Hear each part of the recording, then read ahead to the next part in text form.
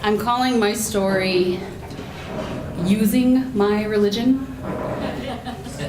because I have a rather unconventional relationship with organized religion, and I think it's at least partially responsible for my way of engaging with the world. You see, I was an only child, and I grew up in a household full of adults having big conversations about religion. The way that I attempted to engage in these existential conversations as a 4-year-old was to say, "Mom, why do the priests who are always staying on our couch spend the day crying?" I should probably back up. You see, my father was a father before he was my father. He was my mother's father. He was her priest at the church that she went to at the Newman Center at the University of Madison, Wisconsin. Now, for those of you who don't know, the University of Madison, Wisconsin was a hotbed of political activity in the 1960s. The 1960s was also a time of intense change and tumult in the Catholic Church. Vatican II was happening. Anyone? Yes. Shout out to Vatican II. There were big changes afoot. Everyone could feel that big things were happening. My father and mother would ride on long bus rides back and forth to Washington, D.C. to protest, to march with Martin Luther King. To hear my mother tell it, the Pentagon may as well have been a fairy tale castle for the way that it featured in stories about their young courtship. My parents fell in love and married 6 months later. They moved to Canada. They had a friend, Father Kelly, in Toronto, who set up what I like to think of as a little underground railroad for priests. If you were questioning your faith, or you were questioning your place in our society, if you were questioning your country, you could come live in Canada. He would set you up, he'd get your visa paperwork, he'd get you started, he'd help you figure out transferable skills that would take you from priest to the next phase of your life. And when you did that, you paid it forward, which is why I grew up with a rotating cast of priests on our couch who would spend the day crying. But my whys were much too big to answer. So I set about figuring out my own way of making sense of things. I started conducting systematic observations. I observed priests cry in just about any other context that you could think of, but I never saw priests cry on the pulpit of our church on Sunday. So I discerned that it must be the context. It's contextually dependent. Priests don't cry on the pulpit. Why? Why don't priests cry on the pulpit? I determined that it had something to do with the light that shone in from the stained glass windows. So I started conducting systematic data collection. I took to bringing a notebook with me to church while Father Kelly would give his preaching up there on the pulpit. I was collecting data in the form of sketches of the light as it shone from 8 and then 9 and sometimes 10 and sometimes 11 in the morning. I told you these adults in my world were working big things out in those days. And to anyone else sitting there, it looked like I was making pretty pictures, but I was conducting my first longitudinal study. My father, meanwhile, would sit next to me and play what I called the pronoun game, but he would whisper to himself when he would hear creeds like the Profession of Faith or the Our Father, and he would correct thy to your, and he would correct father to God. Sometimes he would correct father to mother. Those were fun. I tried to pay attention to those. I thought this was just a way of being playful with pronouns. This was our game. I joined along. And as I got a little bit older, I thought maybe that was his way of being a feminist or, iconoclastic, as you are in Catholic Church on Sunday. It was just our little way of saying, come and see the violence inherent in the system. Help, help, I'm being oppressed. I get that reference. Okay, so anyways. But I learned later, this was Vatican II. This was part of what Vatican II promised. It promised a more egalitarian community. It promised things for women in the church. My father was heartbroken, and this was one way that he made sense of that. About 15 years later, they decided to move back to the States. My father had identified some transferable skills in the form of a Bible study business that he created.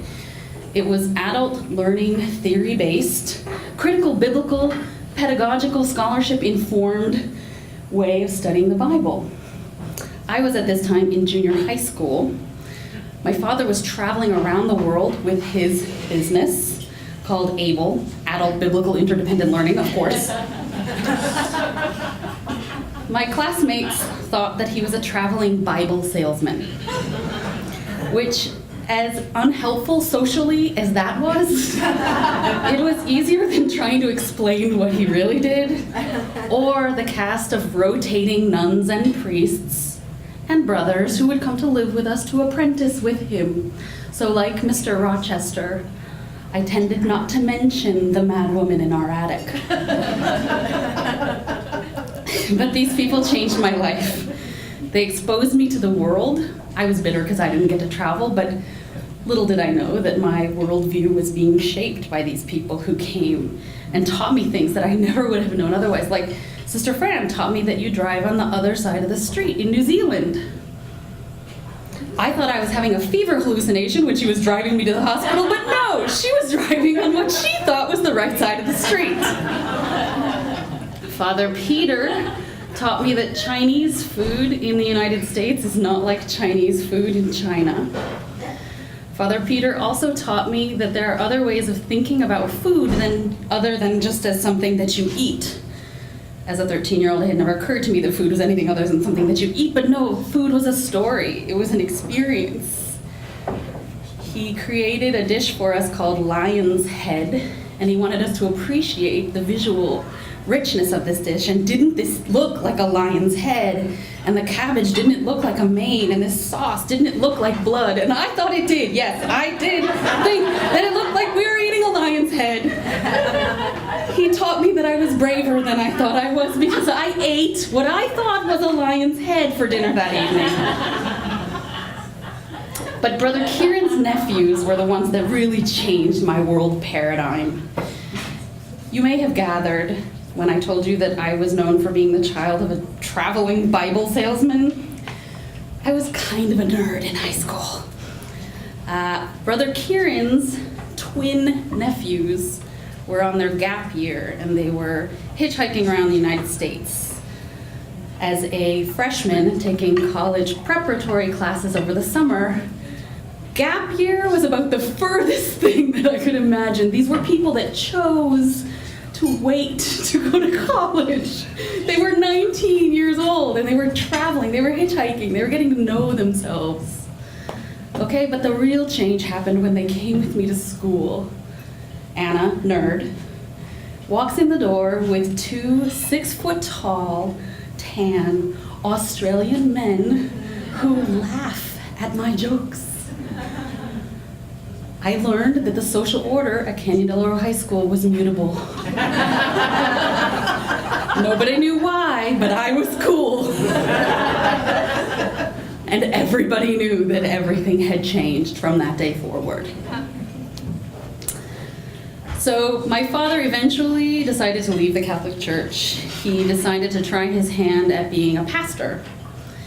And one of the things that he learned, speaking of social hierarchy, is that in a Presbyterian church, the relationship between priest or pastor and congregation is very different from that of the Catholic Church. He found that he needed to connect with his parishioners in a way that he hadn't really thought about having to do before. So he found story. He found that he could tell a story, and it would be a way to communicate to his parishioners that they were struggling with the same problems and they were dealing with the same issues. Except that it's really hard to come up with a story every week that perfectly exemplifies the message of that week's Bible sermon. So he would make them up. Right? And if he found a really great story that really exemplified the point that he needed, say about trespassing and people having thieving thoughts and going and shoplifting. Well, hey, put Anna's name in that story. Teaches the message just as well. Except he never had to endure coffee hour afterwards, with the ladies at church taking me aside and assuring me this was just a phase. Everything would be better once I got married. He told me that as a young 20-something, I just took myself too seriously and I didn't understand that story is not about truth. And maybe it isn't about literal truth, but it's about your truth. And what I learned was that the person who takes the stage to tell the story gets to tell you what it means. So this story is about finding your voice. It's about learning what your truth is, owning your way of seeing the world, and getting to tell people about it. Thank you.